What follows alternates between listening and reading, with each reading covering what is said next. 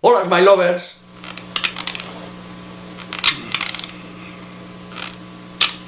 ¿Qué sonido es ese? ¿Os suena ese sonido? Bueno, claro, hoy vamos a hablar sobre el rechinado de los dientes, o lo que es lo mismo, el bruxismo. Oye, ¿y qué es el bruxismo? ¿Qué es el rechinado de los dientes? Bien, el rechinado de los dientes es un acto nocivo, involuntario, que se realiza sobre todo por las noches. Algunas veces también nos damos cuenta mientras estamos trabajando y por la mañana, pero lo normal es que lo hagamos por la noche. ¿Y en qué consiste? En lo que te he dicho, consiste en rechinar los dientes de un lado para otro, desplazando lateralmente la mandíbula y a veces apretando muy fuerte los dientes los unos junto a los otros. ¿Y por qué aparecen? Por estrés, por ansiedad, por desórdenes del sueño, por las mordidas anormales y por ausencia de dientes. Lo ideal es que acudas a tu odontólogo para que te diagnostique rápidamente que tienes esta enfermedad, el bruxismo. ¿Y cuando tengo que acudir al dentista? Pues cuando tengas estos síntomas. Número 1. Dolor de cabeza.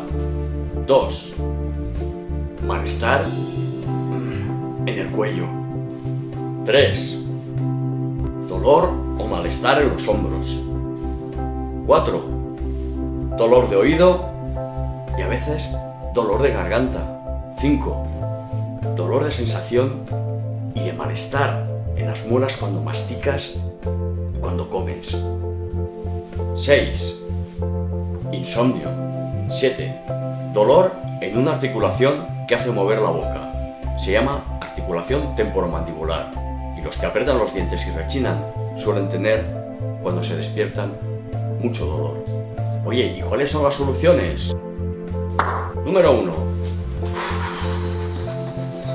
Relajarse. Segundo, estar en una muy buena forma física. Tercero, tienes que evitar el alcohol, el café.